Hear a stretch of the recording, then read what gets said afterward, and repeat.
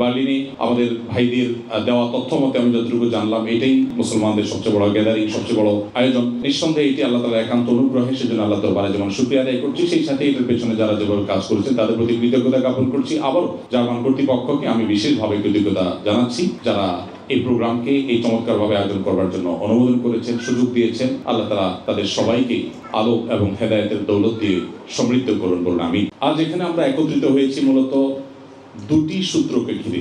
আমরা এখানে যারা আছি, আমাদের বোনরা আছেন, আমরা পুরুষরা যারা আছি, এমনকি আমাদের শিশুরা যারা আছে, আমরা যারাই এখানে একত্র হয়েছি তারা সবাই কিন্তু দুটি সুতোয় বাঁধা আছি। এই মেলবন্ধনটা আমাদেরকে এখানে একত্র করেছে। এখানে অন্য কোনো দেশি মানুষ কেন আসেনি, অন্য কোনো ধর্মের মানুষ কেন আসেনি, অন্য কোনো সোসাইটির মানুষ কেন আসেনি, আমরা কেন আসলাম? কারণ আমরা সুনির্দিষ্ট সুতোয় গাঁথা আছি। তার একটি হলো আমরা সবাই বাংলাদেশের নাগরিক, বাংলাদেশি। অনেকে এখানকার পাসপোর্ট হোল্ডার, কিন্তু আপনি জন্মসূত্রে বাংলাদেশি। সেই সূত্রে বাংলাদেশি, এই সুতোয় আমরা সবাই গাঁথা আছি এবং আমরা সবাই এই সুতোর সদস্য। আর দ্বিতীয়ত আরেকটি সূত্র আমাদেরকে গেঁথে রেখেছে, বেঁধে রেখেছে, আমাদেরকে একত্র করেছে এখানে, সেটি হলো আমরা সবাই মুসলমান।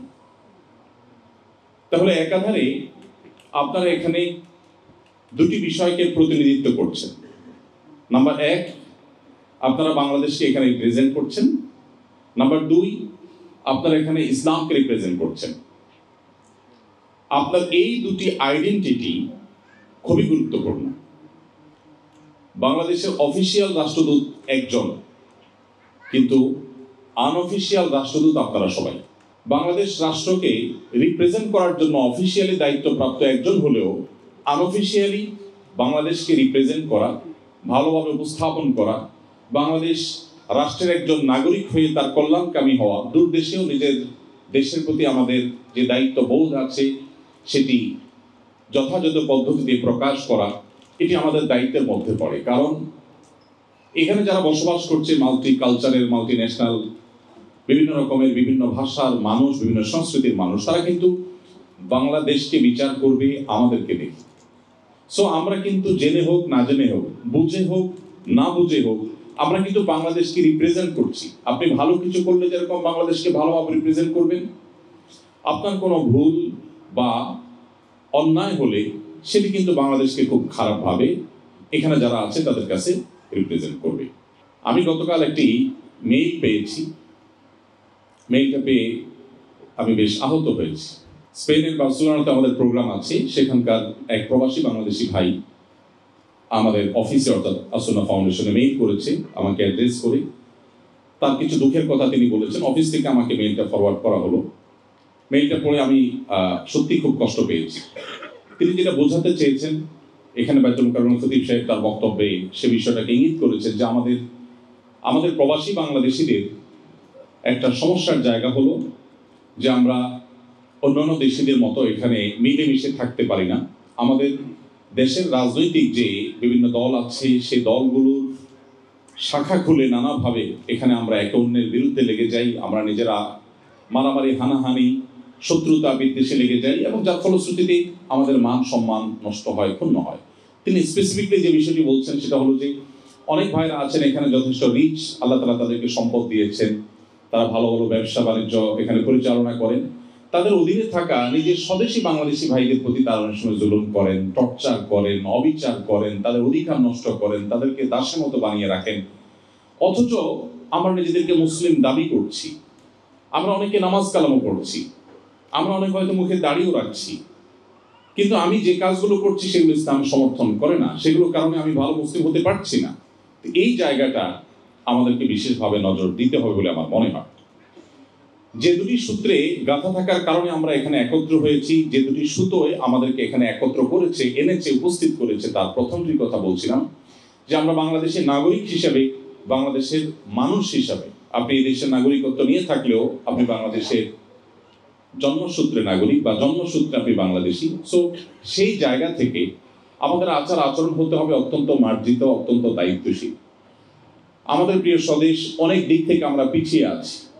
অর্থনীতিতে আমরা পৃথিবীর ইউরোপের উন্নত দেশগুলোর সাথে তুলনা তো দূরের কথা, এশিয়ার ছোটখাটো অনেক দেশের সাথেও আমরা নিজেদেরকে কম্পেয়ার করতে পারি না। আমাদেরকে ফুলিয়ে ফাঁপিয়ে নানা সময় আমরা অনেক অগ্রসর হয়েছি সেটা দেখাবার চেষ্টা করা হয়েছে বা হয়, কিন্তু দুর্ভাগ্য যে আমরা কোথায় দাঁড়িয়ে আছি সেটা আমরা সবাই কম বেশি জানি। আমাদের পায়ের তলায় যে মাটি নেই নানা কারণে, আমাদের অর্থনৈতিকভাবে আমরা যেরকম দুর্বল, আমাদের শিক্ষায় যেরকম আমরা পিছিয়ে আছি, আমাদের অবকাঠামোর অবস্থা যেরকম তথৈবচ, আমাদের গণমাধ্যম যেরকম পৃথিবীর অন্যান্য দেশের মতো এতটা স্বাধীন, এতটা বস্তুনিষ্ঠ সংবাদ তারা আমাদেরকে উপহার দেয় না বা দিতে পারে না। আমাদের যে নানা দিক থেকে সীমাবদ্ধতা আছে, আমরা যে পিছিয়ে আছি, সেটি আর নতুন করে বলবার অপেক্ষা রাখে না। কিন্তু সমাজ উপস্থিতি আমরা আমাদের কর্মকাণ্ডের মধ্য দিয়ে, আমরা আমাদের সুন্দর আচরণের মধ্য দিয়ে, আমরা আমাদের শৃঙ্খলা এবং ডিসিপ্লিনের প্রতি আমাদের যে ভালোবাসা আছে সেটি প্রকাশ করবার মধ্য দিয়ে আমরা আমাদের দেশকে এই সমস্ত দেশগুলোতে বা ইউরোপের মতো, আমেরিকার মতো জায়গায় আমরা রিপ্রেজেন্ট করতে পারি। কিন্তু দুর্ভাগ্য হলো যে মধ্যপ্রাচ্য বলুন কিংবা মালয়েশিয়া, যেখানে বাংলাদেশি প্রবাসীদের সংখ্যা অনেক বেশি, আরও বিভিন্ন জায়গায় আমার যাওয়ার সুযোগ হয়েছে, সব জায়গায় একই অভিযোগ। এমনকি আমি নিজে 10-10টি বছর প্রবাসে কাটিয়েছি। আমি খুব কাছে থেকে দেখেছি যে আমাদের স্বদেশী ভাইয়েরা নিজেদের পায়ে কিভাবে কুঠারাঘাত করেন, কিভাবে নিজেদের বদনাম নিজেরা করেন, কিভাবে নিজেদের দুর্নাম তারা করেন।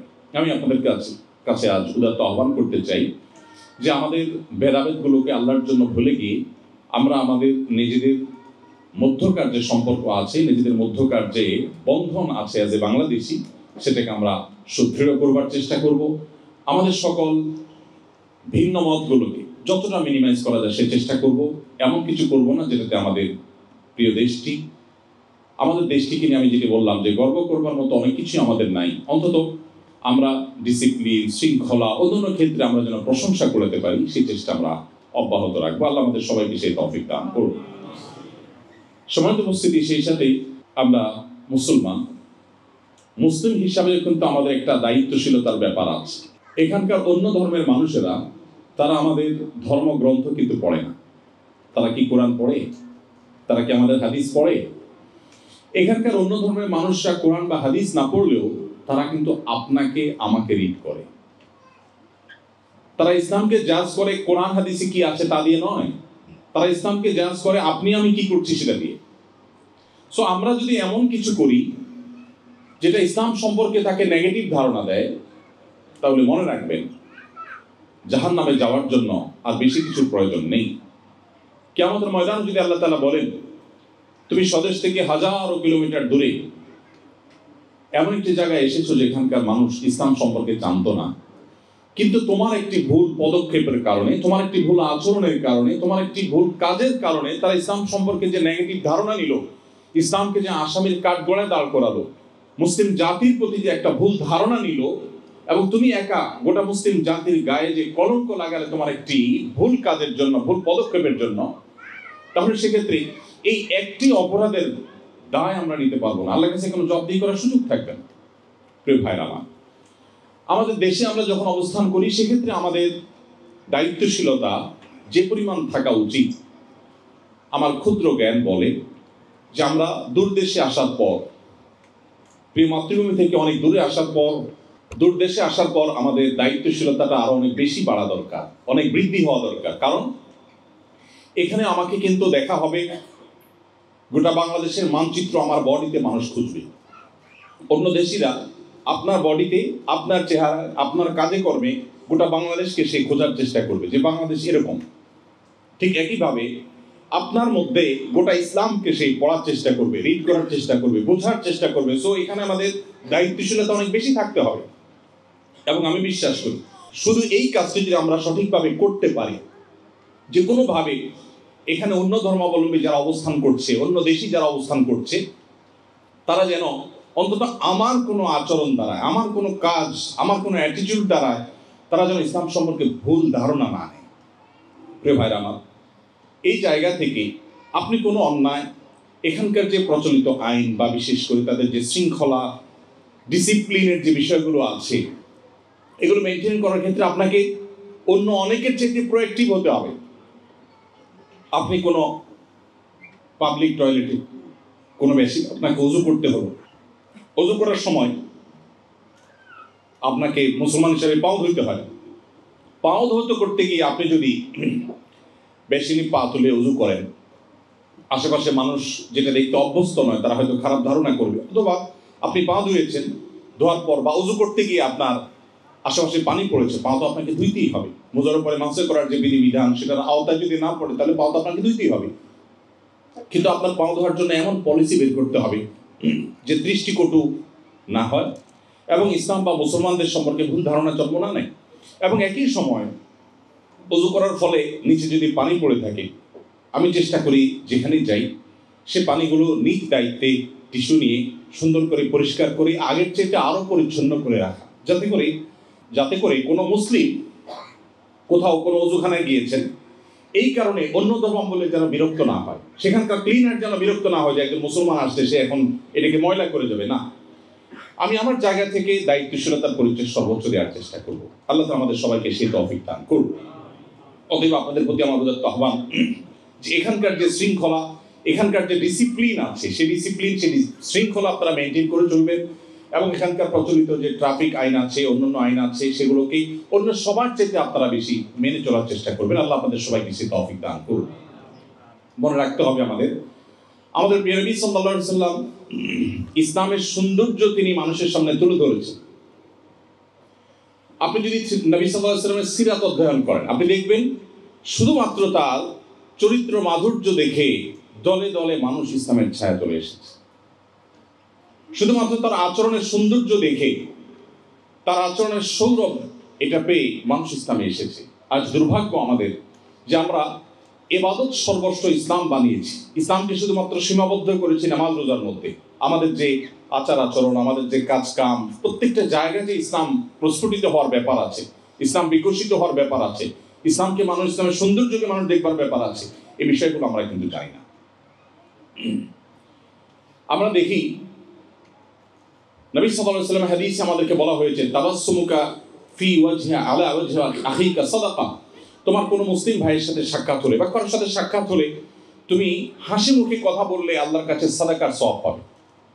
আমরা দেখি অন্যান্য দেশিরা অমুসলিম হওয়া সত্ত্বেও তাদের মধ্যে এই কালচারটা বেশ ভালোই ডেভেলপ তারা করেছেন। তারা হাসি মুখে কথা বলেন, কারোর সাথে কথা বললে মুসলিম হিসেবে কথা বলেন। বাট আমরা অনেকেই গোমরা মুখে কথা বলি, খুব মরে থাকি। বিশেষ করে আল্লাহ সুবহানাহু ওয়া তাআলা কাউকে কোনো অবস্থান দিলে, অর্থ সম্পদ এই সমস্ত দিলে, তখন আমাদের অনেকেরই অবস্থা হয়ে যায় যে আমরা অহমিকা এবং অহংকার প্রদর্শন করতে থাকি।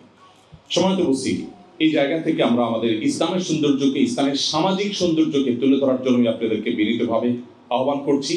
ইসলামের সামাজিক সৌন্দর্য নিয়ে আমরা আজকে আলোচনা করবার মতো সুযোগ বা সময় আমার হাতে নেই। নিশ্চয়ই আপনারা ইসলামের অনেক সামাজিক সৌন্দর্যের বিষয়ে অবগত আছেন। একজন অমুসলিমও আমার খোঁজ খবরের আওতায় থাকবে, তাকেও আমি খোঁজ খবর নেব, তারও আমি সেবা করার চেষ্টা করব।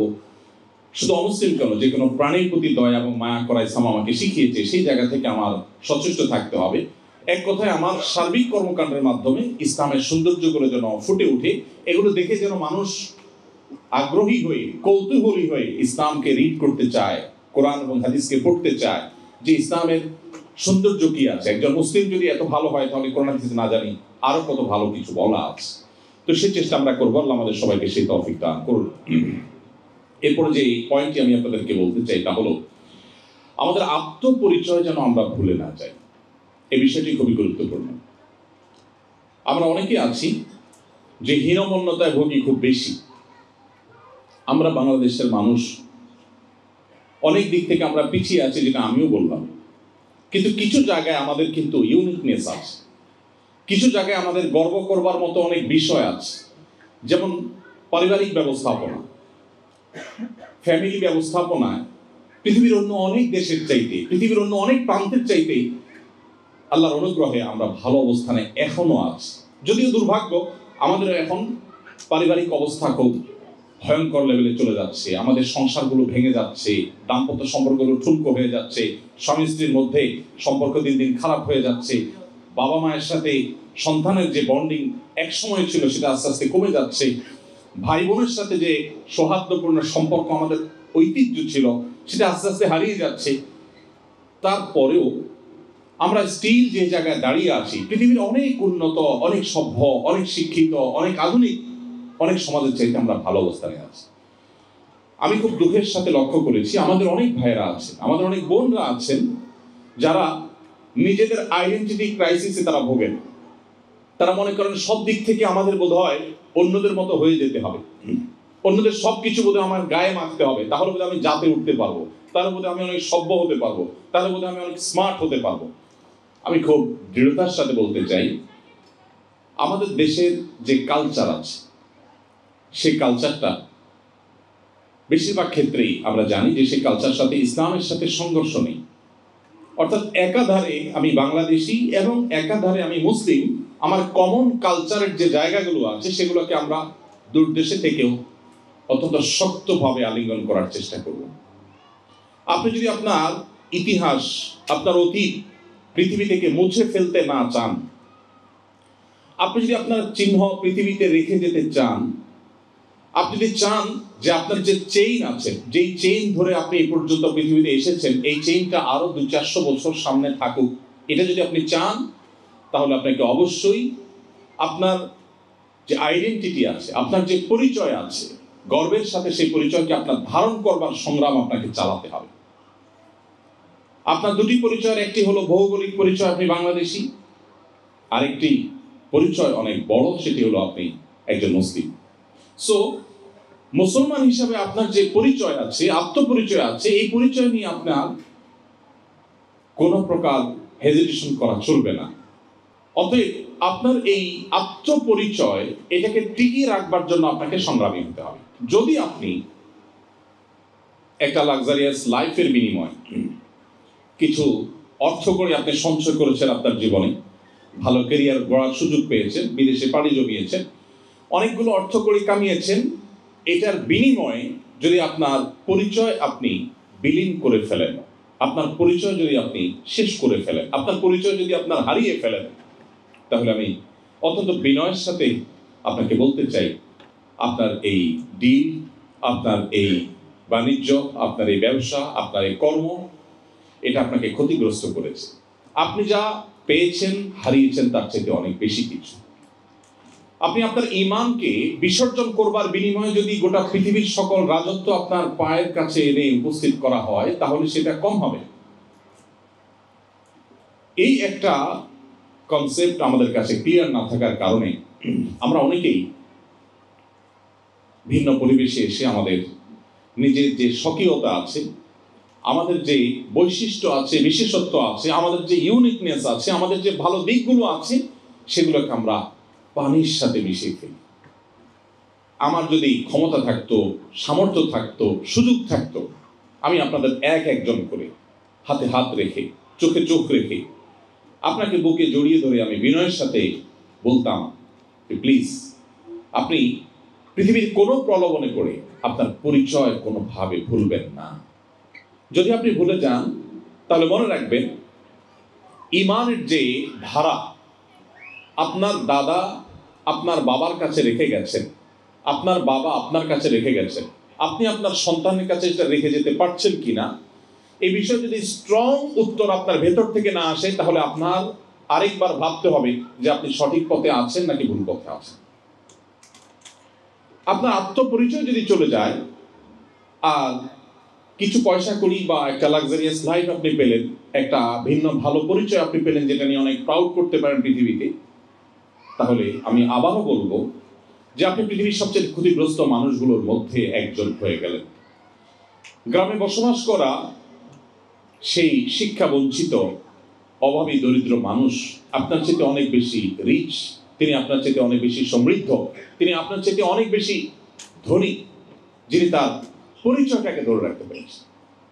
মনে রাখবেন, ইট একটা নির্দিষ্ট সময় যখন ইটের ভাটায় পোড়ানো হয়, একটা বিশেষ প্রসেসের মধ্য দিয়ে যখন সে ইটে পরিণত হয়, তখন সেই ইট কিন্তু সমুদ্রের পানিতেও যদি শত শত বছর পড়ে থাকে, তারপরেও তার অস্তিত্ব কিন্তু হারায় না, তার অস্তিত্ব ইট হিসাবেই থাকে। এই জন্য তার মূল্য কিন্তু ইট হিসাবেই দেখে সমাজ বা মানুষ। চুলোর মাটি একইভাবে সেও আগুনে পড়ে, কিন্তু আগুনে পড়ে সে ইট হতে পারে না, যার ফলশ্রুতিতে 10 বছর 20 বছর মাটির চুলার মাটি আগুনে পড়ার পরও কিন্তু পানিতে তাকে ফেলে দেওয়া হলে হয়তো কয়েক ঘন্টার মধ্যে গলে পানির সাথে একাকার হয়ে যায়। এখানে ইট এবং চুলার মাটির পার্থক্য। আপনি কি চুলার মাটি হবেন নাকি ইট হবেন, ডিসিশন আপনাকে নিতে হবে। আপনার আত্মপরিচয় কি আপনি ভুলে যাবেন নাকি আত্মপরিচয় আপনি ধরে রাখবেন? আপনি নিজের স্বকীয়তায় ভাস্বর এবং উজ্জ্বল থাকবেন কি থাকবেন না, এই সিদ্ধান্ত আপনাকে এখনই নিতে হবে। আমি বিনয়ের সাথে আপনাদেরকে বলতে চাই যে মুসলমান পৃথিবীর যেখানেই যাবে তার পরিচয় সে ভুলবে না, তার মিশন সে ভুলবে না, তার ভিশন সে ভুলবে না, তার লক্ষ্য থেকে সে বিচ্যুত হবে না। আমি সেজন্য আপনাদের সবাইকে আবার উদাত্ত আহ্বান করছি যে আমরা আমাদের নিজেদের পরিচয় এবং আইডেন্টিটি যেন ঠিক থাকে সেভাবে আমরা নিজেদেরকে গড়ে তোলার চেষ্টা করবো ইনশাআল্লাহ। এবং কোনোভাবেই জাতে ওঠার নাম করে আমাদের আইডেন্টিটি এটাকে নষ্ট করবার মতো কোনো কাজ যেন আমরা না করি, সেদিকে আমরা সচেষ্ট থাকবো। এরপরে যে পয়েন্টটি আমি আপনাদেরকে দৃষ্টি আকর্ষণ করতে চাই তা হলো পৃথিবীর প্রত্যেকটা দেশের প্রত্যেকটা সমাজের বিশেষ কিছু দিক থাকে যে দিকগুলো একজন মুসলমান হিসেবে আমাদেরকে সতর্ক থাকতে হয়। আমরা আমাদের প্রিয় স্বদেশে যখন থাকি তখনও অনেক কাজ সেখানে আছে যে কাজগুলো থেকে মুসলমান হিসেবে আমাকে বেঁচে থাকতে হয়, শরীয়ত আমার জন্য হারাম করেছে। সে বিষয়গুলো থেকে এই পরিবেশে আপনাদেরকে বিশেষভাবে সতর্ক থাকতে হবে। আপনার যে সমস্ত অপরাধগুলো, যে সমস্ত গুনাহগুলো এখানে অহরহ হয়ে থাকে বা গুনাহগুলো করবার জন্য হাতছানি আপনাকে দিয়ে সবসময় ডাকছে, সেই গুনাহগুলো থেকে বাঁচার জন্য আপনাকে বিশেষভাবে সংগ্রাম চালাতে হবে, বিশেষভাবে বেঁচে থাকার চেষ্টা করতে হবে। মনে রাখবেন, মুসলিম সেই জাতি যে জাতি মুহাম্মদ সাল্লাল্লাহু আলাইহি সাল্লামের কাছ থেকে এমন এক দীক্ষা লাভ করেছিলেন যে পৃথিবীর কোনো লোক তাদেরকে তাদের আদর্শ থেকে বিচ্যুত করতে পারেনি। আপনারা জানেন যে তুরস্কের ইস্তাম্বুলে সাহাবীর কবর আছে। আপনারা জানেন চায়নায় প্রিয় নবী সাল্লাল্লাহু আলাইহি সাল্লামের সাহাবীর কবর আছে।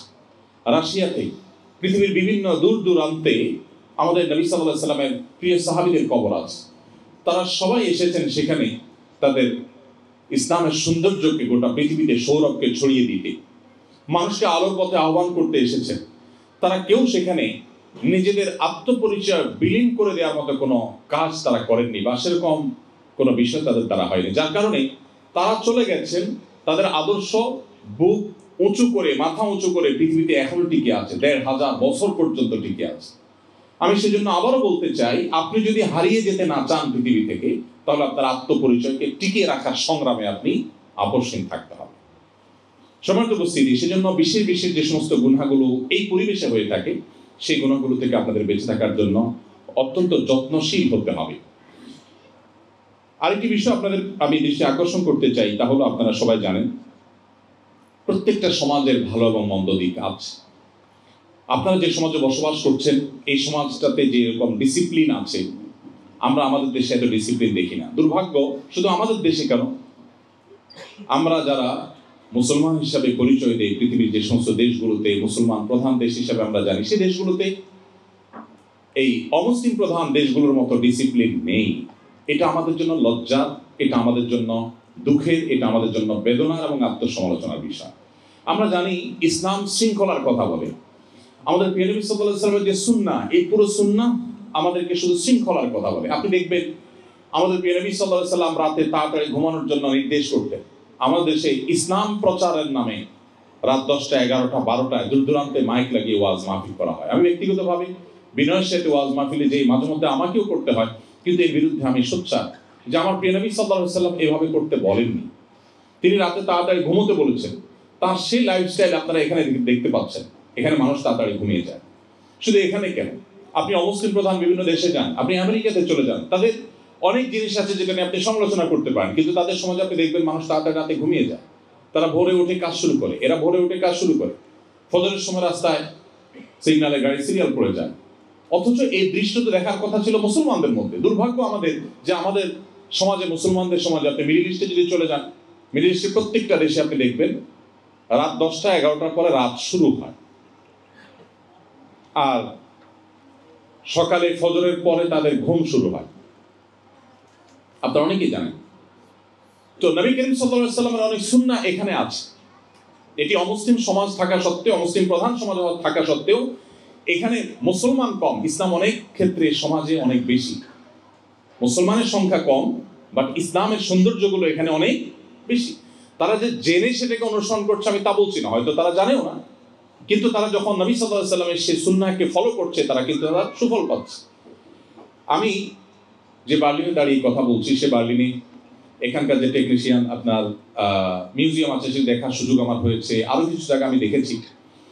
আর এর আগেও আমি জানতাম, আপনারাও নিশ্চয়ই জানেন, যে পৃথিবীতে প্রোডাক্টের কোয়ালিটিতে কাস্টমারের যে স্যাটিসফ্যাকশন, এই জায়গাটাতে পৃথিবীতে বারবার এই দেশটি অর্থাৎ জার্মানি চ্যাম্পিয়ন হয়েছে। অর্থাৎ গোটা বিশ্বের ভোক্তারা তাদের দেয়া ভোটে এদেরকে শ্রেষ্ঠ বলে বহুবার স্বীকার করে নিয়েছে যে তাদের কোয়ালিটি সবচেয়ে ভালো। এই যে তাদের ব্র্যান্ডের যে ইমেজ, এই যে তাদের সুখ্যাতি, এটা যে তারা অর্জন করতে পেরেছে, অথচ আমরা মুসলমানরা সেটা করতে পারতাম, বা অন্য দেশে মানুষও সেটা করতে পারতো, এদের এটা ভালো। নবী করিম সাল্লাল্লাহু আলাইহি ওয়াসাল্লাম বলেছেন, ইন্নাল্লাহা ইউহিব্বু ইযা আমিলা আহাদুকুম আমালান ইউতকিনুহু। প্রিয় নবী সাল্লাল্লাহু আলাইহি ওয়াসাল্লাম বলেছেন যে আল্লাহ তাআলা খুব পছন্দ করেন বান্দা যখন কোনো কাজ করলে সেটা যখন সবচেয়ে ভালোভাবে করে। আমি এখানে বিভিন্ন জায়গায় বিভিন্ন স্থাপনায় ঘুরে ঘুরে একটু চেষ্টা করলাম যে কোনো ত্রুটিপূর্ণ কোনো কিছু এরা করে কিনা। আমি অবাক হয়েছি এবং সারপ্রাইজড হয়েছি যে ওয়াশরুমের কবজা থেকে নিয়ে, সিটকানি থেকে নিয়ে, লক থেকে নিয়ে প্রত্যেকটা জিনিস তারা যেটা করে সেটা সবচেয়ে ভালোভাবে করে। যে প্রোডাক্টটা তারা তৈরি করে সবচেয়ে সুন্দরভাবে করে, সবচেয়ে মজবুতভাবে করে। তারা ওই সস্তার চায়না মাল তৈরি করে না। এই কারণে তাদের যে ব্র্যান্ড ভ্যালু দাঁড়িয়েছে, এই জায়গাটাতে ইসলাম আমাকে আসতে বলেছে, এটা অলরেডি এখানে আছে। অতএব এই সমাজের এই ভালো জিনিসগুলো আপনি পিক করতে কোনো অসুবিধা নেই, যদিও আপনার এখান থেকে পিক করারও প্রয়োজন নেই। আপনাকে ইসলামই বলেছে আপনার কোয়ালিটি এনশিওর করতে। যে কোনো কাজ আপনি করবেন সেটা সবচেয়ে ভালোভাবে করবেন। আপনার দায়িত্ব, আপনার কর্তব্য, আপনার পেশাগত কাজ সবচেয়ে সুন্দরভাবে সম্পাদনা করবেন, আপনি আল্লাহর কাছে সবচেয়ে প্রিয় পাত্র হবেন। অতএব ইসলামটাকে আমাদের এখানে নতুন করে বোঝার সুযোগ হয়েছে। আমরা কোরআন এবং হাদিসে যে কথাগুলো বলা আছে তার অনেকগুলোর ইমপ্লিমেন্টেশন, অনেকগুলোর বাস্তবায়ন, অনেকগুলোর প্রয়োগ এখানে আমরা দেখতে পাচ্ছি। এই যে তারা কোরআন হাদিসের সেই ইমপ্লিমেন্ট এখানে করছে, জেনে হোক না জেনে হোক, বুঝে হোক না বুঝে হোক, তার সুফল তারা পাচ্ছে। সো একজন মুসলমান হিসাবে এই সমাজের ভালো জিনিসগুলো আমাদেরকে গ্রহণ করতে হবে। আমি মাঝে মধ্যে টোকিওতে যাওয়া হয়, জাপানে প্রবাসী বাংলাদেশি ভাইদের সাথে কিছু সময় কাটাবার সুযোগ হয়। আমি প্রায় সময় আমার সহকর্মীদেরকে বলি, বাসায় পরিবারকে বলি যে আমি দেশে ফেরবার পর আমি ফিল করি যে আমার মধ্যে বেশ কিছুটা পরিবর্তন কিছুদিনের জন্য থাকে। সেটা হলো যে আপনারা জানেন জাপানিরা খুবই সভ্য, খুবই ভদ্র, তারা বিশেষ করে কারোর জন্য ডিস্টার্ব না হয় ব্যাপারগুলো তারা খুবই কনসার্ন। পৃথিবীর অন্যান্য উন্নত দেশগুলো, বিশেষ করে জাপানের মানুষের এই সৌন্দর্যটা অনেক বেশি। তারা কথা বললেও মনে হয় ফিসফিস করে কথা বলে, পাবলিক প্লেসে কথা বলার তো প্রশ্নই ওঠে না,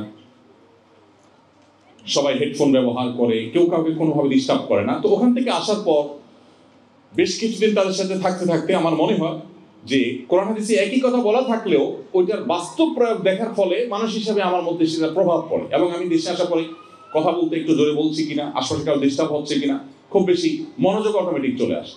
আপনারা যারা এখানে বসবাস করছেন, এখানকার যে সামাজিক সৌন্দর্য আছে, এদের যে ভালো ভালো গুণ আছে, সেগুলোকে আপনারা অবশ্যই গ্রহণ করবেন এবং সেগুলো দিয়ে আপনারা সাজাবেন নিজেদেরকে।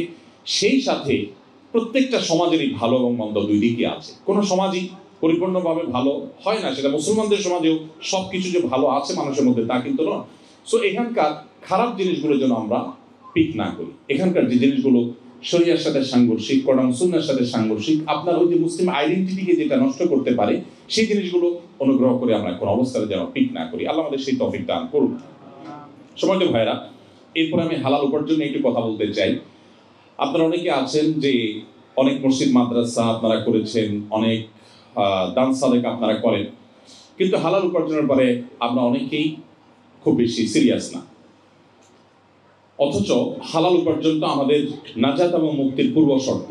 আমি জানি অনেকে সম্পদের পাহাড় গড়েছেন কিন্তু হালাল হারাম বাজ বিচার করেন নাই, এখনো অনেক কিছু করছেন যেটা আপনি খেয়াল করছেন না।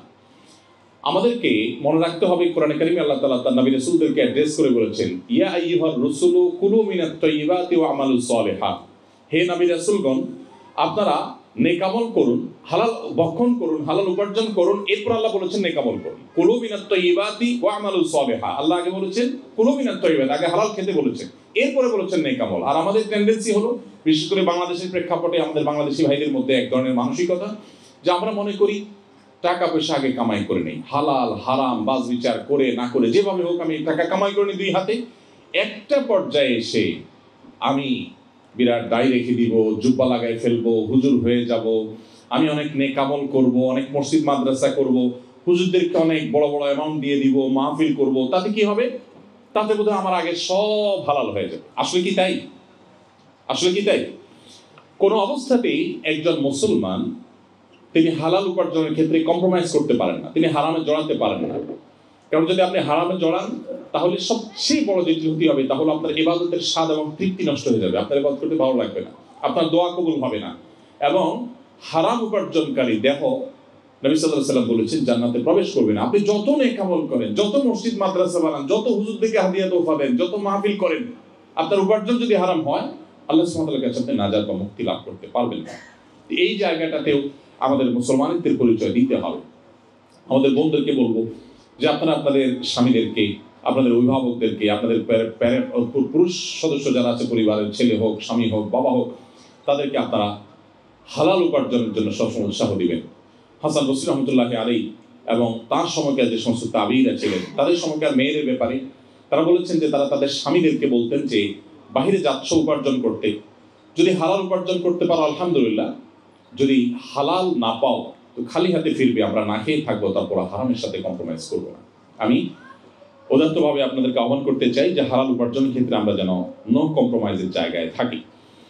এরপর যে বিষয়টি আমি বলতে চাই, আপনাদের দৃষ্টি আকর্ষণ করতে চাই, তা হলো আমাদের সবারই পরিবারের হয়তো কিছু সদস্য আমাদের সাথে আছেন, পরিবার অন্য যে সমস্ত সদস্যগুলো আছেন তারা কিন্তু দেশে আছেন। অতএব আমরা যেন আমাদের পরিবারের সদস্যদের সাথে ভালো সম্পর্ক রাখি। পরিবারের যে মানুষদের সাথে বন্ধন, এটা মুসলমানদের মধ্যে তুলনামূলকভাবে পৃথিবীর অন্য যে কোনো জাতির চেয়ে ভালো আলহামদুলিল্লাহ। অবশ্য সাবকন্টিনেন্টে শুধু মুসলমান কেন, আমাদের দেশের হিন্দু ভাইদের মধ্যেও এই জিনিসটা অনেক ভালো, পারিবারিক বন্ধন অনেক স্ট্রং। আমি আপনাদেরকে বলতে চাই যে অনেকে আছেন প্রবাসে আসার পর একটা সময়ে পরিবারের লোকদের প্রতি বিরক্ত হয়। অবশ্য বিরক্ত হওয়ার যথেষ্ট কারণ আছে, কারণ দেশে থাকা আত্মীয় স্বজনের বেশিরভাগই প্রবাসীদেরকে শুধু টাকার মেশিন হিসাবে ট্রিট করেন, জাস্ট টাকার মেশিন। মনে করেন যে তারা শুধুমাত্র টাকা পয়সা দিবেন আর দেশে যারা আছেন তারা বসে বসে খাবেন। আপনারা জানেন যে আমার একটা অর্গানাইজেশন আছে আসুন্নাহ ফাউন্ডেশন। আসুন্নাহ ফাউন্ডেশন থেকে আমরা একটা পলিসি মেনে চলি, সেটা হলো আমরা কোনো অভাবী, কোনো দুস্থ, কোনো গরিব মানুষকে সচরাচর, বিশেষ কোনো কেস না থাকলে, যেমন এখন বন্যা যারা ক্ষতিগ্রস্ত হয়েছেন কৃষক, তাদেরকে আমরা মোবাইল ব্যাংকিংয়ের মাধ্যমে 30 কোটি টাকা পাঠাচ্ছি। ইতিমধ্যে বেশিরভাগ টাকা পাঠানো হয়ে গেছে আলহামদুলিল্লাহ, বাকি টাকা অন প্রসেস আছে, চলছে, যাচ্ছে তাদের কাছে। এখানে কৃষকদের বীজ কেনার জন্য, অন্যান্য কাজের জন্য তাদেরকে আমরা নগদ অর্থ সহায়তা করছি। এর বাইরে আমাদের কাছে কোনো গরিব এসে যদি বলে ভাই আমাকে একটু সাহায্য করেন, কিভাবে সাহায্য করব? আপনার ফাউন্ডেশন থেকে আমাকে 20,000 টাকা দেন, আমি একটা ব্যবসা করব। আমরা বলি না, টাকা দিয়ে ব্যবসা হয় না, ব্যবসার জন্য আইডিয়া দরকার হয়, পরিশ্রম দরকার হয়। সো তাকে আমরা অফার করি যে আমাদের আসুন্নাহ স্কিল ডেভেলপমেন্ট ইনস্টিটিউট আছে, আপনি সেখানে ভর্তি হন। সেখানে আপনি যে পর্যায়ের হন, মহিলাদের জন্য আলাদা, মেয়েদের জন্য স্মার্ট টেইলারিং এবং ব্লক বাটিকের ট্রেনিং এর আমাদের সেকশন আছে, সেখানে মেয়েরা ট্রেনিং নিচ্ছে। ট্রেনিং এর পর তাদের পিছনে এক একজন বোনদের পিছনে, এক একজন মহিলার পিছনে আমরা 1 লক্ষ টাকা প্রায় খরচ করি। ট্রেনিং এর পর তাদেরকে 100% থাকা খাওয়া ফ্রি করি। একটা নামমাত্র টোকেন মানি নেওয়া হয় শুধু তার সিরিয়াসনেসের জন্য, আর সম্পূর্ণ টাকা ফ্রি তাকে দিয়ে ট্রেনিং করার পর তাকে বাসায় কাজ করবার উপযোগিতা তৈরি করবার জন্য যা যা লাগে, মেশিন থেকে নিয়ে, সুতা থেকে নিয়ে, কেচি থেকে নিয়ে সব কিছু কিনে আমরা তাকে দিয়ে দিই। এবং তৈরি করার পর তিনি বাসায় গিয়ে প্রোডাক্ট তৈরি করার পর ওই প্রোডাক্টগুলো আমি আমার ফেস ভ্যালু দিয়ে সেল করে দেওয়ার চেষ্টা করি। আমাদের বিভিন্ন প্রোগ্রামে, বিভিন্ন ইভেন্টে আমরা তাদের স্টল করে দিই, তারা তাদের মালগুলো বিক্রি করে তারা টাকা নিয়ে যান। এভাবে আমাদের বোনদেরকে আমরা স্বাবলম্বী করার চেষ্টা করি। পুরুষকেও যদি অভাবী আসে, আমরা বলি তুমি যদি অশিক্ষিত হও, স্বল্প শিক্ষিত হও, তুমি আমাদের ড্রাইভিং স্কুলে ভর্তি হয়ে যাও। তোমার যদি আগ্রহ থাকে সেক্ষেত্রে আমার সে প্রশিক্ষণ আছে, সেখানে ভর্তি হয়ে যাও। তুমি যদি এইচএসসি কমপ্লিট করে থাকো তাহলে আমাদের কম্পিউটার বিভিন্ন কোর্স আছে, স্মল বিজনেস ম্যানেজমেন্ট কোর্স আছে, অফিস ম্যানেজমেন্ট কোর্স আছে, অ্যাকাউন্টিং এর উপরে কোর্স আছে, সেগুলো করো। তুমি যদি গ্রাজুয়েশন করা থাকো তাহলে সেক্ষেত্রে আমাদের ওয়েব ডেভেলপমেন্ট কোর্স আছে, সেগুলো করো। ট্রেনিংয়ের পর 100% এই মানুষগুলোকে আমরা চাকরি দেওয়ার চেষ্টা করি। আমার এই এক্সপিরিয়েন্স আপনাদের সাথে শেয়ারের জন্য করছি। আপনারা প্রবাসী হিসাবে আমি জানি আপনাদের দিকে দেশে শত শত মানুষ তাকিয়ে আছে, পুরো গ্রামের মানুষ তাকিয়ে আছে, শুধু আত্মীয় স্বজন। কেউ ডিমান্ড করছে একটা মোবাইল, কেউ ডিমান্ড করছে যে আপনি তাকে একটা বাইক কিনে দিবেন, কেউ হয়তো ডিমান্ড করছে তাকে আপনি কিছু ক্যাশ টাকা দিবেন। আমি আপনাদেরকে অনুরোধ করবো যে প্রবাসী হিসাবে আমাদের এই প্যারাটা নিতে হয়, কিন্তু এটার কারণে আমরা অনেকে বিরক্ত হয়ে আত্মীয় স্বজনের সাথে সম্পর্ক ছিন্ন করে দিই। আমি আপনাদেরকে বলতে চাই যে আপনারা এই জায়গাটাতে একজন মুসলমান হিসাবে আত্মীয় স্বজনের সাথে সুসম্পর্ক বজায় রাখার ক্ষেত্রে আপনাদেরকে নো কম্প্রোমাইজের লেভেলে যেতে হবে। কোনোভাবে আত্মীয় স্বজনের সম্পর্ক নষ্ট করা যাবে না। অনেক বোন আছে যারা স্বামীদেরকে তাদের ভাই বোনদের সাথে সুসম্পর্ক বজায় রাখার ক্ষেত্রে বাধা সৃষ্টি করে বা অ্যাটলিস্ট মন খারাপ করেন যে এত কেন। আবার পুরুষদের অনেকে আছেন যে নিজের বাপ ভাই তাদেরকে নিয়ে যত টেনশন করেন, চিন্তা করেন, শ্বশুর ভাইয়ের যারা আছেন, স্ত্রীর দিককার যারা আছেন তাদের দিকে ততটুকু খেয়াল করেন। এখানে ব্যালেন্স করতে হবে। তবে আত্মীয় স্বজনের সাথে সুসম্পর্ক বজায় রাখা এটা আমাদের পার্ট অফ ইবাদা, এটা আমাদের ইসলামের পার্ট, এটা আমাদের ইবাদতের পার্ট। এই জায়গাটাতে কিন্তু পৃথিবীর অন্য সব জাতি থেকে আমরা আলাদা। এই জায়গাটা থেকে অন্য সবার থেকে আমরা অনেক উচ্চতায় আছি, আমাদের ইউনিকনেস অনেক বেশি। নবী সাল্লাল্লাহু আলাইহি ওয়াসাল্লাম বলেছেন যে মান সাল্লাহু আন ইউবসাতা লাহু ফি রিজকিহি আও ইউনসা লাহু ফি আথারিহি ফালইয়াসিল রাহিমা। যে ব্যক্তি তার রিজিকের বৃদ্ধি চায়, যে ব্যক্তি তার হায়াতে বরকত চায়, সে যেন তার আত্মীয়তার সম্পর্ককে রক্ষা করে চলে, সম্পর্কগুলো ছিন্ন না করে। আমি ফাউন্ডেশনের বিষয়টা এই জন্য এনেছি যে আপনারা অনেকে আছেন আত্মীয় স্বজনের টাকা পয়সা চাওয়ার কারণে বিরক্ত হয়ে যান। আমরা আপনাদেরকে বলবো যে আপনারা চাইলে ফাউন্ডেশনের প্রশিক্ষণের মধ্য দিয়ে তাদেরকে আপনি স্বাবলম্বী করতে পারেন। আমরা ফাউন্ডেশন থেকে স্বাবলম্বীকরণ প্রকল্প হিসেবে আরেকটা কাজ করে থাকি, যেটা 2024-এর স্বাবলম্বীকরণ প্রকল্প আমাদের ইতিমধ্যে ক্লোজ হয়েছে। সারা দেশের প্রত্যেকটা জেলা থেকে আবেদন করবার অবারিত সুযোগ থাকে। সেখান থেকে আমরা প্রতি বছর 2 থেকে 2,500 ফ্যামিলিকে স্বাবলম্বী করে থাকি। যিনি গরু কিনে দিলে স্বাবলম্বী হবেন বলে মনে হয় আমাদের কাছে, তখন তাকে আমরা একটা গরু কিনে দিই। যার মনে হয় যে তাকে আমি কোনো একটা মেশিন কিনে দিলে তিনি স্বাবলম্বী হবেন, তখন সেটা কিনে দিই। আত্মীয় স্বজনের মধ্যে অনেকে আছেন যাদেরকে আপনাদের হেল্প করার সুযোগ আছে। আল্লাহ সুবহানাহু কাছে শুকরিয়া আদায় করতে হবে যে আল্লাহ আপনাকে এই সুযোগ দিয়েছেন। আপনি যদি এই সুযোগ না পেতেন, উন্নত দেশে না আসতেন, কিছু উপার্জন করতে না পারতেন, তাহলে সেক্ষেত্রে আপনাকে হয়তো অন্য কারোর কাছে ধর্ণা দিতে হতো, হাত পাততে হতো। সো বিরক্ত না হয়ে আমাদেরকে এখানে ধৈর্য ধারণ করতে হবে এবং নিজের দেশে থাকা রক্ত সম্পর্কে আত্মীয়দেরকে ভুললে চলবে না। এই জায়গাটাতে আমাদের খুব ভালো করে মনোযোগী হতে হবে। অনেকে আছেন প্রবাসী এসে একটা সময় নিজের ভাই বোন আত্মীয় স্বজন যারা আছেন তাদেরকে আর মনে রাখেন না, তারা এসে তাদেরকে ভুলে যান। তো এই জায়গাটাতে আমি আপনাদেরকে বিশেষভাবে অ্যাড্রেস করতে চাই। আমি আমাদের মায়েদেরকে একটু অ্যাড্রেস করে বলতে চাই, বোনদেরকে অ্যাড্রেস করে বলতে চাই যে আপনাদের দায়িত্ব অনেক বড়। আপনারা যারা এখানে আছেন, আপনাদের ছেলে মেয়েরা আছে, আপনাদের দায়িত্বে সামান্য একটু অবহেলার কারণে যদি আপনার সন্তানটা একটু বিপদগামিতার দিকে চলে যায়, তো আল্লাহ সুবহানাহু ওয়া তাআলার কাছে এই জবাবদিহি করা বড় কঠিন হবে, বড় কঠিন হবে। আমি অনেক দেশে দেখেছি আমাদের প্রবাসী বাংলাদেশিদের যে তাদের সন্তানদের আইডেন্টিটি তারা মুছে ফেলে দিয়েছে। এবং নবী সাল্লাল্লাহু আলাইহি ওয়াসাল্লামের সেই হাদিসটি আপনারা নিশ্চয়ই শুনেছেন বারবার। নবী সাল্লাল্লাহু আলাইহি ওয়াসাল্লাম বলেছেন, কুল্লু মাউলুদিন ইউলাদু আলাল ফিতরা।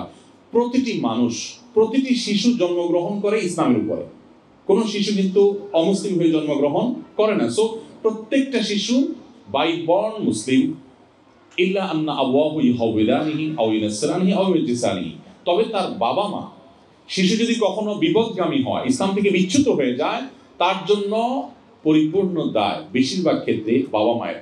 কোনো কোনো ক্ষেত্রে বাবা মার শত প্রচেষ্টা সত্ত্বেও সে বিপদগামী হয়, সেটা ভিন্ন। তবে বেশিরভাগ ক্ষেত্রেই বাবা মার দায়িত্বশীলতার অভাবে, তাদের ভুল সিদ্ধান্তের কারণে, ভুল পদক্ষেপের কারণে তাদের সন্তানরা বিপদগামী হয়। সো মায়েদেরকে বলতে চাই, আপনার সন্তানের মধ্যে ঈমানের বীজ বপন করা, তার মধ্যে ইসলাম সম্পূর্ণরূপে তার মধ্যে ধীরে ধীরে গড়ে তোলা, ইসলামের মধ্য দিয়ে তাকে বড় করা, এটা আপনাদের অনেক বড় একটা দায়িত্ব। সো মামুনদেরকে বলতে চাই, এই দায়িত্বটা পালনে আপনারা যথেষ্ট সচেষ্ট হতে হবে। আমাদের অনেক বন্ধুরা আছেন, বলেন যে আমার হাতে কাজ নেই, বাচ্চারা স্কুলে চলে যায়, হাজব্যান্ড কাজে চলে যায়, আমি কি করব? তাহলে আমিও বোধহয় কিছু একটা করি। সন্দেহ নেই, আপনি যদি শরিয়ার সীমানার মধ্যে থেকে করতে চান সেক্ষেত্রে করার সুযোগ আছে। বাট আপনি আপনার ঘরে যদি কাজ করতে চান, তাহলে আপনার কাজ করতে করতে পাগল হওয়ার মতো অনেক কাজ আপনার কাছে আছে, আপনি হয়তো আইডিয়া খুঁজে পাচ্ছেন না। আপনার বাসায় বসে আপনার স্কুলে থাকা বাচ্চাটার জন্য নানা প্ল্যান প্রোগ্রাম করতে পারে। তার মনে অনেক কোশ্চেন থাকে এখানকার প্রতিকূল পরিবেশে, সেই কোশ্চেনগুলোর অ্যান্সার আপনাকে দিতে হবে, আপনি তাকে কনভিন্স করতে হবে। আপনি না পারলে অন্য কারো সহযোগিতা নিতে হবে, কারো সাহায্য নিতে হবে, কিন্তু দিন শেষে আপনাকে করতে হবে। অনেক ভাইরা আছে যারা এই ক্ষেত্রে তারা উপার্জনের জন্য ব্যস্ত থাকার কারণে তারা সময় দিতে পারেন না। মায়েদের এখানে দায়িত্বটা অনেক বেশি। এই জন্য বোনদেরকে আমরা বলবো, আল্লাহকে ভয় করবেন। মনে রাখবেন, আপনার সন্তান যদি ঈমান হারা হয়ে যায়, তাহলে আপনার জাহান্নামে যাওয়ার জন্য শুধু এই একটা জিনিসই যথেষ্ট হতে পারে। আর আমাদের তরুণরা যারা আছে তাদেরকে আমি একটু কয়েকটি কথা বলে শেষ করবো ইনশাআল্লাহ। তরুণ বন্ধুরা, আমাদের প্রিয় নবী সাল্লাল্লাহু আলাইহি ওয়াসাল্লাম তরুণদেরকে অনেক বেশি ভালোবাসতেন। আপনারা জানেন, তিনি শুধুমাত্র তরুণদেরকে অ্যাড্রেস করে করে বলেছেন ইয়া মাশারাশ শাবাব। বিভিন্ন হাদিসে বলেছেন হে যুবক সম্প্রদায়, হে ইয়াংসরা, হে তরুণরা। এভাবে নবী সাল্লাল্লাহু আলাইহি ওয়াসাল্লাম বিভিন্ন সময় ইয়াংদেরকে আলাদা করে অ্যাড্রেস করে করে তার মনে কিছু আকুতির কথা বলেছেন। নবী করিম সাল্লাল্লাহু আলাইহি ওয়াসাল্লামের সভাসদে, তার মজলিসে যেমন সিনিয়রদের জায়গা ছিল, তেমন তরুণ আলী ইবনে আবি তালেব তার ডিসিশন মেকারদের একজন ছিলেন। তার ডিসিশন মেকারদের একজন ছিলেন বেলাল রাদিয়াল্লাহু তাআলা আনহু। তার সভাসদে, তার পরামর্শদাতাদের মধ্যে থেকে ছিলেন মুসআব ইবনে উমাইরের মতো মানুষ, যাদেরকে তিনি অনেক বেশি স্নেহ করতেন। আব্দুল ইবনে ওমর, আব্দুল ইবনে আব্বাস, আব্দুল ইবনে মাসউদ, আমি কত নাম বলবো, রিদওয়ানুল্লাহি তাআলা আজমাইন। তারা সবাই বয়সে তরুণ ছিলেন, কিন্তু প্রিয় নবী সাল্লাল্লাহু আলাইহি ওয়াসাল্লাম অত্যন্ত পছন্দের, তার ভালোবাসা, তার অত্যন্ত কাছের মানুষ ছিলেন। তো এই জায়গা থেকে আমি আপনাদেরকে বলতে চাই, আপনারা আজ ইসলামের সৌন্দর্যকে গোটা বিশ্বে প্রতিষ্ঠিত করতে হবে। আজকে মুসলমানদের যে দুর্দশা, মুসলমানদের যে পিছিয়ে থাকা, আমাদের যে দুরবস্থা, এটা থেকে উদ্ধার করবার জন্য আপনাদেরকে এগিয়ে আসতে হবে। আপনারা যদি এখানে পড়ালেখা করেন, জ্ঞানে বিজ্ঞানে আপনারা উন্নত হন, মুসলিম জাতির মুখকে উজ্জ্বল করবার জন্য, মুসলিমদেরকে মাথা উঁচু করে দাঁড়াতে সাহায্য করবার জন্য, তাহলে আপনার এই পড়াশোনাটাও পার্ট অফ ইবাদা হবে। আপনার উদ্দেশ্য যদি হয়, ইন্টেনশন যদি হয় যে আজকে মুসলমানদের যে দুর্দশা, দুর্গতি, মুসলমানদের যে দুর্নাম গোটা পৃথিবীতে, আমি সেটাকে ঘোচাবার চেষ্টা করব। আমি বড় একজন সায়েন্টিস্ট হই, আমি একজন বড় ইঞ্জিনিয়ার হই, আমি একজন বড় প্রকৌশলী হই, বড় একজন ডক্টর হয়ে মুসলমানদের মুখকে উজ্জ্বল করব, বিশ্বের দরবারে মুসলমানদের মাথা উঁচু করে আমি তুলে ধরবো। এই যদি আপনার ইন্টেনশন হয়, তো মনে রাখবেন আপনার এখানকার কলেজ, ইউনিভার্সিটির পড়াশোনাটা এটাও একটা ইবাদত হবে, নেকামল হবে। অতএব উদ্দেশ্য যেন ভালো হয় এবং ইসলামের জন্য আপনার নিজেকে যেন আপনি উৎসর্গ করতে পারেন। মনে রাখবেন, ভোগের জন্য কোনো যোগ্যতার প্রয়োজন হয় না, ত্যাগের জন্য যোগ্যতার প্রয়োজন হয়। আপনি এখানে লাক্সারিয়াস লাইফ লিড করতে পারছেন, নানাভাবে আপনি ভোগ উপভোগ করতে পারছেন, কিন্তু এর চেয়ে ইম্পর্টেন্ট হলো আপনি বিশ্ব মানবতার জন্য অনেক অবদান রাখবার সুযোগ আপনার আছে। বিশেষ করে মুসলমান জাতি আজ নেতৃত্বহীন, আপনারা তরুণদেরকে কিন্তু নেতৃত্ব দিতে হবে। এই জন্য ইসলামটা ভালো করে রপ্ত করে, ইসলামটা ভালো করে প্র্যাকটিস করে, সেই সাথে আপনার পড়াশোনা, আপনার পেশাগত দায়িত্ব সর্বোচ্চ সুন্দরভাবে আপনাকে পালন করতে হবে। সেটা যদি আপনি করতে পারেন, তাহলে আবারও সেই ওমর ইবনে আব্দুল আজিজের সময় মুসলমানদের যেরকম মুখ উজ্জ্বল ছিল, আমাদের মুখ আবার উজ্জ্বল হবে। আমরা আপনাদের দিকে তাকিয়ে আছি। আপনাদের আত্মপরিচয় আপনারা ঠিক রেখে, ইসলাম চর্চা এবং প্র্যাকটিস ঠিক রেখে আপনারা এগিয়ে যাবেন, সেই প্রত্যাশা আপনাদের কাছে। আমি তরুণ বন্ধুদেরকে বলতে চাই যে আপনারা অমুসলিম বন্ধুদের মধ্যে থেকে আপনাদের নিজেদের আইডেন্টিটিকে আপনারা মুছে ফেলবেন না। আইডেন্টিটিকে আপনারা যথাসম্ভব ধরে রাখার চেষ্টা করবেন। আর স্পেশালি আপনাদের প্রতি আমার অনুরোধ, আপনারা মুসলমানদের ইতিহাসটা একটু পড়বেন। দেখুন, মুসলমানদের অনেক দুর্নাম করা হয়, বিশ্বব্যাপী মুসলমানদেরকে অপরাধের কাঠগড়ায় দাঁড় করানো হয়। আপনারা কি জানেন, আমাদের প্রিয় নবী সাল্লাল্লাহু আলাইহি ওয়াসাল্লাম তিনি 27টি যুদ্ধে সশরীরে অংশগ্রহণ করেছেন। তার যে মিশন ইসলাম, এটা পৃথিবীতে স্টাবলিশ করার জন্য, প্রতিষ্ঠিত করবার জন্য যে 27টি যুদ্ধে তাকে সশরীরে অংশগ্রহণ করতে হয়েছে, সেই 27টি যুদ্ধে সাকুল্যে যত মানুষ মারা গেছে তাদের ফিগারটা হলো অনলি 1016 জন। 1016 জন মানুষ মারা গেছে তার 27টি যুদ্ধে।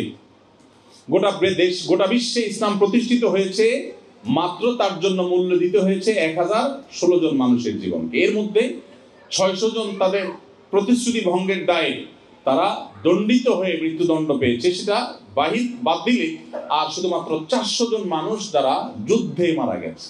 27টি যুদ্ধে মাত্র 400 জন।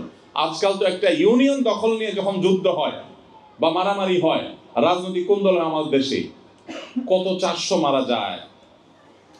আমাদের দেশের প্রেক্ষিতে বাংলা একটা কথা আছে, মাছের মায়ের পুত্র শোক নেই। বাঙালি মায়ের এত সন্তান যে কোন রাজনৈতিক হাঙ্গামায় গন্ডগোলে কত মানুষ মারা গেল, এগুলো দেখবার সময় এখনো পত্রিকায় 2-4 জন মারা গেলে নিউজও হয় না। এখন ডজন বা আরো বড় কোনো ফিগার মারা গেলে তখন ভালো করে পত্রিকায় নিউজ হয়। আমাদের জীবন মূল্য এত কম হয়ে গেছে। তো প্রিয় নবী সাল্লাল্লাহু আলাইহি সাল্লাম ইসলাম প্রতিষ্ঠিত করতে গিয়ে পৃথিবীতে মাত্র 1016 জন মানুষকে জীবন দিতে হয়েছে। অথচ আপনি জানেন আজ পৃথিবীতে অনেক সভ্যতা তাদের শক্তি, সামর্থ্য, তাদের আদর্শকে পৃথিবীতে টিকাতে গিয়ে দুটি বিশ্বযুদ্ধে 100 মিলিয়নেরও বেশি মানুষ জীবন দিতে হয়েছে। অথচ মুসলমানদের এই যে একটা বিষয় যে নবী করিম সাল্লাল্লাহু আলাইহি ওয়াসাল্লাম পুরা জীবনে মাত্র 1000 মানুষ যুদ্ধে রণাঙ্গনে 400 মানুষ আর সব মিলে 1000 মানুষকে জীবন দিতে হয়েছে ইসলামকে এস্টাবলিশ করতে গিয়ে।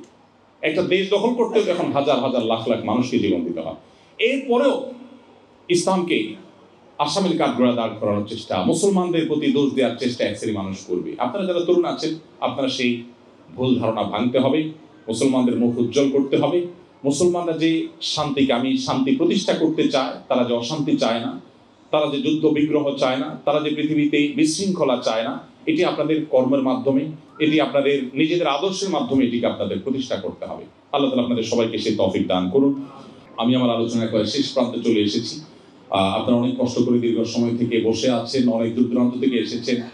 আমি আবারও বলছি, এখানে অনেক মান্যগণ্য ব্যক্তিবর্গ আছেন যারা অনেক জ্ঞানী, অনেক গুণী, যারা আমার চাইতে অন্য অনেক দিক থেকে আপনারা এগিয়ে আছেন।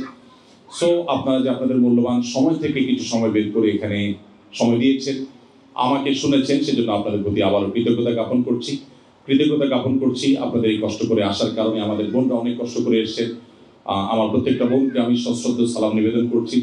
জাযাকুমুল্লাহু খায়রা। আল্লাহ তাআলা আপনাদেরকে উম্মুল মুমিনিন আয়েশা রাদিয়াল্লাহু তাআলা আনহার ভূমিকা অবতীর্ণ হওয়ার তৌফিক দান করুন, ফাতেমা রাদিয়াল্লাহু তাআলা আনহার ভূমিকা অবতীর্ণ হওয়ার তৌফিক দান করুন। আমাদের ভাইদের সবাইকে প্রিয় নবী সাল্লাল্লাহু আলাইহি ওয়াসাল্লামের সাহাবীদের ভূমিকা অবতীর্ণ হওয়ার তৌফিক দান করুন। বার্লিনে আমাদের ভাইদের দেওয়া তথ্য মতে আমি যতটুকু জানলাম, এটাই এ যাবৎকালের সবচেয়ে বড় গ্যাদারিং, মুসলমানদের সবচেয়ে বড় গ্যাদারিং, সবচেয়ে বড় আয়োজন। এত বেশি মানুষের সমাবেশ বা এত বেশি মানুষের মিট ইতিমধ্যে একসাথে বোধহয় হয়নি আগে। তো নিঃসন্দেহে এটি আল্লাহ তাআলার একান্ত অনুগ্রহে, সেজন্য আল্লাহ দরবারে যেমন শুকরিয়া আদায় করছি, সেই সাথে এটার পেছনে যারা যেভাবে কাজ করেছেন তাদের প্রতি কৃতজ্ঞতা জ্ঞাপন করছি। আবার জার্মান কর্তৃপক্ষকে আমি বিশেষভাবে কৃতজ্ঞতা জানাচ্ছি, যারা এই প্রোগ্রামকে এই চমৎকারভাবে আয়োজন করবার জন্য অনুমোদন করেছেন, সুযোগ দিয়েছেন। আল্লাহ তাআলা তাদের সবাইকে আলোক এবং হেদায়েতের দৌলত দিয়ে সমৃদ্ধ করুন বলুন আমিন। এবং আমরা এখানে যেভাবে একত্রিত হয়েছি সবাই, আল্লাহ তাআলা আমাদের সবাইকে ঠিক একইভাবে জান্নাতুল ফেরদাউসে একত্র হওয়ার তৌফিক দান করুন। আমাদের জীবনটা বরফের মতো গলে যাচ্ছে।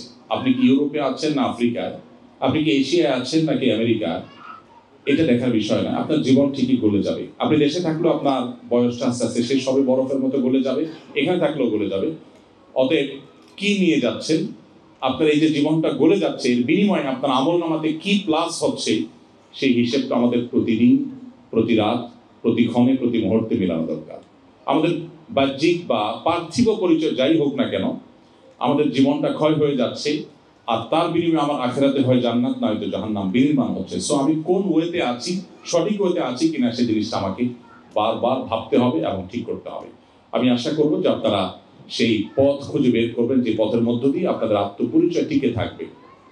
দারুল ইসলাম সহ আরো যে সমস্ত প্রতিষ্ঠান আছে, মুসলমানদের ঈমান রক্ষা করবার জন্য দুর্গ হিসাবে যেগুলো কাজ করছে, আপনারা সেই সমস্ত দ্বীনি বা ধর্মীয় মুসলমানদের সেই সমস্ত মসজিদ এবং অর্গানাইজেশনগুলোর সাথে ইনভলভ হয়ে আপনারা যত বেশি কাঁধে কাঁধ মিলিয়ে নিজেরা থাকতে পারবেন, তত বেশি আপনার ঈমানকে আপনি সেভ করতে পারবেন, তত বেশি নিরাপদ করতে পারবেন। এই জন্য সোসাইটি মেনটেন করার কোনো বিকল্প নেই। যে আজকে আমরা একত্র হয়েছি ঈমানের সূত্রে, এভাবে এত বড় পরিসর না হলেও মাঝে মধ্যে আমাদেরকে একত্র হতে হবে, আমাদের বোনদেরকে একত্র হতে হবে, আমাদের শিশুদেরকে একত্র হতে হবে, তাদের সোসাইটি দিতে হবে, তাদেরকে আলাদা সমাজ দিতে হবে। এবং মুসলমানদের এই যে সামাজিক কাঠামো, এটা যত বেশি সুদৃঢ় হবে, মসজিদগুলোর সাথে আপনারা যত বেশি ইনভলভ হবেন, এখানে মুত্তাকি পরেজগার ওলামাদের সাথে, খতিব সাহেবদের সাথে আপনাদের যত বেশি সম্পর্ক হবে, তত বেশি আপনার ঈমানকে আপনি সেভ করতে পারবেন। অতএব এই আত্মপরিচয় টিকিয়ে রাখবার প্রয়োজনে আমাদেরকে এই বিষয়গুলো মেনটেন করতে হবে। আল্লাহ তাআলা আপনাদের সবাইকে প্রতিকূল পরিবেশেও ঈমানকে সম্পূর্ণ অটুট এবং অক্ষুণ্ণ রাখবার তৌফিক দান করুন। আমাদের ভবিষ্যৎ প্রজন্মের ঈমানকে আল্লাহ তাআলা হেফাজত এবং সেভ করুন। আমাদের আত্মপরিচয় যেন আমরা টিকিয়ে রাখতে পারি, মুসলমান হিসাবে আমাদের মাথা যেন উঁচু করে আমরা দাঁড়াতে পারি, এবং এই দেশ আমাদেরকে অনেক কিছু দিয়েছে, সেই জায়গা থেকে কৃতজ্ঞতা বোধের জায়গা থেকে এখানকার শৃঙ্খলা অন্যান্য বিষয়গুলো মেনটেন করে আমরা যেন এজ এ বাংলাদেশি আমাদের মুখ উজ্জ্বল করতে পারি, মুসলমান হিসাবে আমাদের যেন মুখ উজ্জ্বল করতে পারি, সেই তৌফিক আল্লাহ তাআলা আমাদের সবাইকে দান করুন। জাযাকুমুল্লাহ খাইর। আমাকে ধৈর্য ধরে শুনবার জন্য আপনাদের সবার প্রতি আবার কৃতজ্ঞতা। আসসালামু আলাইকুম ওয়া রাহমাতুল্লাহি ওয়া বারাকাতুহু। আস-সুন্নাহ ফাউন্ডেশন, উম্মার স্বার্থে সুন্নাহর সাথে।